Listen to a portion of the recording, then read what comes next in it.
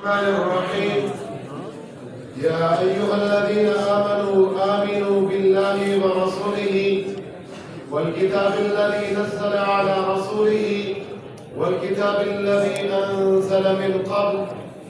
وقال النبي صلى الله عليه وسلم: أرسلت إلى الخلق كافة وختم بي النبيون. صدق الله العلي العظيم وصدق رسوله النبی الکریم. اتارا دین اسلام افضل کر دیا اس کو، اتارا دین اسلام افضل کر دیا اس کو، ختم کر کے رسالت رب نے اکمل کر دیا اس کو. نبوت کی عمارت میں فقط ایک اینٹ باقی تھی، کہ نبوت کے عمارت میں فقط ایک اینٹ باقی تھی. میرے آقا کے آمد نے مکمل کر دیا اس کو.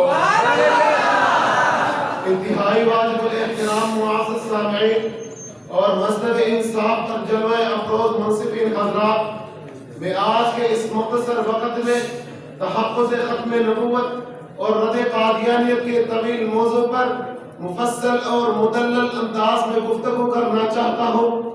جناب والا، اس عنوان میں مرکزیت دو چیزوں کو حاصل ہے. پہلا مسئلہ ختم نبوت اور دوسرا رد قادیانیت. ختم نبوت کہتا ہے کہ حضور کے بعد نبی نہیں ہوگا، چاہے ذلی ہو، عروضی ہو، تشریعی ہو یا غیر تشریعی. جب رب کائنات نے قصر نبوت کی تعمیر کی تو اس کا اختتام حضور کے ذات باری پر فرمایا، جس کا تائید خود آقا یوں فرماتے ہیں: بجیت انا فاتممت تلک اللبنۃ. میں نے آ کر قصر نبوت کی تکمیل کی. ارے نبی مبعوث من اللہ ہوتا ہے، نبوت وہاں بھی ہوتی ہے، کسبی نہیں. بالفاظ دیگر نبوت سلیکشن کے ذریعے ملتی ہے، پرفیکشن اور نوشن ایڈوکیشن کے ذریعے نہیں ملتی. ارے قرآن کے 100 آیات، 200 احادیث اجماع صحابہ بتا گئی، اجماع فقہاء و محدثین ختم نبوت کی عکاسی کرتے ہیں. اور 1,24,000 انبیاء کرام کے کمال منصب نبوت دو چیزوں سے مزین ہوتا ہے. ایک یہ کہ ماقبل انبیاء کی تصدیق کرنا، اور دوسرا یہ کہ مابعد آنے والے اکرام کی خوشخبری دینا.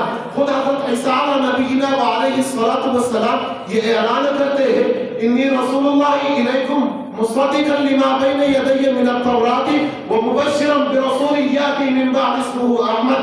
چنانچہ رب الانبیاء سورہ احزاب آیات نمبر 40 پہ ارشاد فرمایا: ما كان محمد ابا احد من رجالكم ولكن رسول الله وخاتم النبيين. اسی آیات کی تفسیر خود آقا یوں فرماتے ہیں: انا خاتم النبیین لا نبی بعدی. اور اسی طرح سورہ مائدہ آیات نمبر 3 پہ ارشاد فرمایا: الیوم اکملت لکم دینکم. اس آیات کی تفسیر رئیس المفسرین حضرت عبداللہ ابن عباس رضی اللہ تعالیٰ عنہ یوں فرماتے ہیں: لم ينزل بعد هذه الآیت حلال و حرام. اگر اس آیات کے بعد کسی اور احکام کی ضرورت نہ رہی، کسی اور دین کی ضرورت نہ رہی، یہی تو ہے کہ آپ خاتم النبیین ہیں. ارے عقیدہ ختم نبوت اتنا مضبوط عقیدہ ہے جس کے بارے میں امام اعظم ابو حنیفہ رحمہ اللہ فرماتے ہیں: دعوی النبوت بعد نبینا کفر بالاجماع.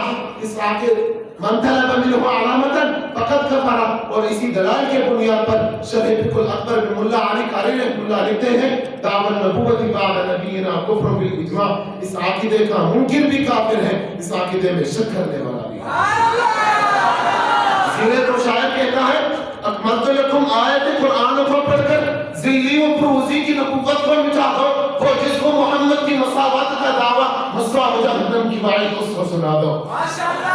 لیکن آج میرے اور آپ کے پیارے آقا کے خاتم النبیین ہونے کے ان واضح قرائن کے مقابلے میں مرزا قادیانی جہنم مکانی ملاؤں کی جھوٹی نبوت کا ڈنکا بجایا جا رہا ہے، دنیا میں مشہور کیا جا رہا ہے.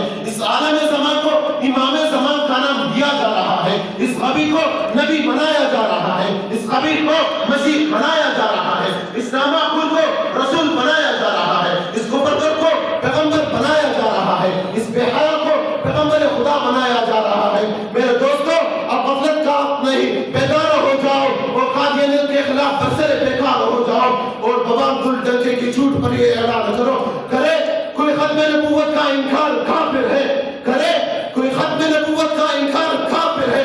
بڑی محفل میں کہتا ہوں 100 بار قابل ہے. سنو سنو ہاں ہاں سنو, یہی عادل اعلان کہتا ہوں, مرزا غلام احمد کو کافر اور بے ایمان کہتا ہوں. بھائی دنگے حضور کی ختم نبوت کے ہیں, مرزے کی نبوت کے نہیں ہیں.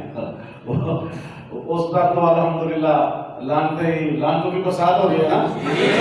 دنگے حضور کی نبوت کے ہیں, مرزا قادیانی کی نبوت کے نہیں ہیں. انشاءاللہ بچے رہیں گے دنگے. اب تشریف لا رہے ہیں